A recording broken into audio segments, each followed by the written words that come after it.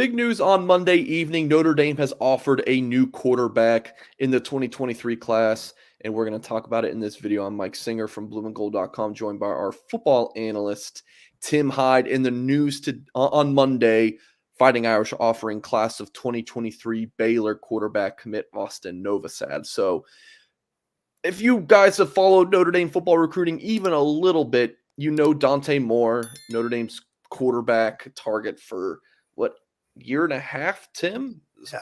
And he committed to Oregon this past weekend on SportsCenter. So Notre Dame now looking towards other targets, and the Fighting Irish went ahead and offered, again, Austin Novosad from Dripping Springs, Texas. I believe that's just outside of Austin.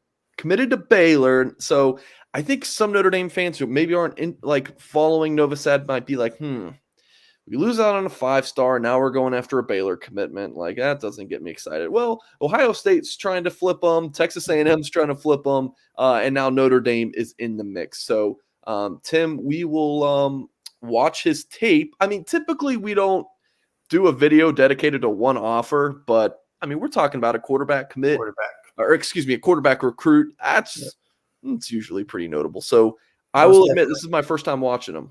I've not been able to watch him yet, and I kind of wanted to save it for this video so I could just react kind of live here. But Tim, what's your reaction to watching him? Yeah, I mean, his name came up, a few weeks ago, just starting to sprinkle out there, and I went and watched him, and rewatched him again today with the offer, and he's fundamentally pretty good. I went and watched his Elite 11, and going back, I think that was 2 weeks ago. He was in the top 5 like every day of the rankings. He was one of those names just consistently there. And it's kind of like a surprise because he committed, a while back, I think Christmas time to Baylor. So, so he's been off the radar, so to speak, but fundamentally sound. He's got really good mechanics. He's well coached. He's probably got a heck of a quarterback coach because he does a lot of really good things, good footwork. He's very, I hate to use the term robotic. I use that as a good term because same footwork, same ball placement, same, the shoulders. I was watching some slow-mo of him. The way his ball comes over his ear and head is consistent, play after play. He's very, very good mechanically is what I guess I'm trying to say. And he's he's pretty good. He's one of those off the radar guys, probably because he did commit, such a while ago. But like you're saying, when you get Notre Dame, A&M, and Ohio State calling you recently, it's pretty noteworthy. And he's not off the radar anymore. No, not whatsoever. And Notre Dame fans, go out there. A lot of his film is on YouTube from the Elite 11 and whatnot. It's really good to watch. And he's solid. He's solid in a lot of really good mechanical things, as I said. So and plus he's out of Texas, and Texas produces quarterbacks. That's a state. They're either running the wishbone and 8-man football, or they're just going 4 and 5 wides and chucking it all over the place. And they do produce some quarterbacks. Heck, the last 2 Elite 11 MVPs are from the state of Texas. So that tells you what they're producing there. But no, he's solid. He's solid. And I really hope, Notre Dame has a legitimate shot at him. I mean, would you be pretty excited if Notre Dame's able to flip him? Yeah, just because they do need a quarterback in that quarterback room. I don't think, I mean, you could talk about CJ Carr, but the fact that they are looking at 2023, what does that tell you about CJ Carr? All this reclassification talk is probably putting the ice on that a little bit, saying I am going to be a 24 quarterback. So you have to get a quarterback in this class somehow, just because but he's more than just a body, right? I mean, he's not a body. Okay. I don't want people to think that what you're saying there is like, all right, if Notre Dame's to get him, we'll be excited just because we're getting someone. I mean, he's a darn good player. Yes, no, exactly. I mean, he went to the Elite 11. He won competitions. He was the MVP of his region in Texas. His stats are outstanding. He's got solid fundamentals, solid mechanics. I mean, he would not have gone, to the national quarterback camp if it wasn't worthy. And no, he's just not just a heartbeat going to South Bend. He's a guy that could go. He could definitely go there and play at South Bend, no doubt about it. So Tim, as you kind of now that Notre Dame's officially like moved on from Dante Moore, and we take a step back and think about Notre Dame quarterback recruiting and how things have played out. I don't want to, be a hypocrite here because we both did a live show. We were like, look, we like the approach by Notre Dame, here. So we don't want to now be like, Notre Dame was stupid for how they recruited quarterback spot. But in hindsight, kind of what are your thoughts about how this kind of all has unfolded? And any critiques of how Notre Dame's kind of gone about this? Yeah, no, exactly. Me and you, I mean, I was all in. I said, let's do it. Go after Dante or bust. And that was definitely, I think, the right thing to do. I think Coach Freeman, Reese, they had a plan. They went after it.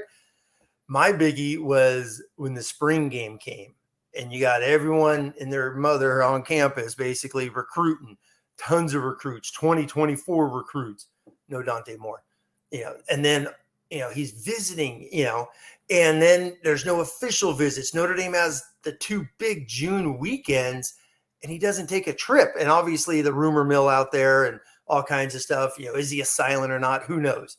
But the fact that he has those 2 days at Notre Dame and then it starts to float for a while. And I think, to me, I think the biggie was the spring game. I think when he didn't show to the spring game, every other commit was there. That hindsight, Notre Dame, you got to start looking at plan B like a lot sooner than July, the 11th here. Yeah. Yeah. I get what you're saying. A couple things. One, you said the silent commit. Who knows? How about the silent commit? Who cares? Yeah, exactly. Who cares if you're silent? Because clearly, was Dante a silent commit? Maybe. Doesn't matter. Clearly doesn't matter. I mean, he's not you want a silent commit from Dante Moore or a verbal commitment? Give me the verbal commitment. Notre Dame didn't get that done. And I don't care about silent commitments. If a kid like Jaden Lamar told me he committed to Notre Dame, that staff during that blue gold game, he didn't announce it until about 6 weeks later. But there was the plan in place. This is when he was going to announce. It was very well communicated. He was not open to other programs. I think he visited Arizona, but with his brother got the offer. Like, that's different than hey guys, like I'm gonna commit, but I know no date in mind. So that's the one thing. You talked about the blue gold game. Non-visit was telling for Dante. For me, it was more of not visiting for June 17th and going to Texas A&M instead. Because I had been hearing from Notre Dame sources that they were looking at that June 17th to get him on campus. And then he goes and visits Texas A&M. Notre Dame does not get a June unofficial or official. So, yeah, I guess our criticism maybe is like, go after, maybe we should have been doing this a few weeks ago, Notre Dame. Maybe that's it. Because now, like going back to Novosad, the discussion is Notre Dame, what kind of shots do they have, right? We've been recording this for 8.5 minutes. We haven't even addressed that. Like, committed to Baylor, took official to Ohio State in June, as well as Baylor. His parents are both, they both call Texas A&M their alma mater. Those have been the 3 schools looking in the best shape to sign Novosad, and here comes Notre Dame. We should have more information in the next 24 hours about really where Notre Dame stands, so make sure to check that at blueandgold.com. But, I get it, but you still maybe would have liked to see Notre Dame go after Novosad a little bit earlier. But again, we're speaking in hindsight. Well, Notre Dame and A&M are quarterback. They're looking all over the place. A&M's had a decommit. They thought they're going to get another guy. Dante. They were then with the Rashada.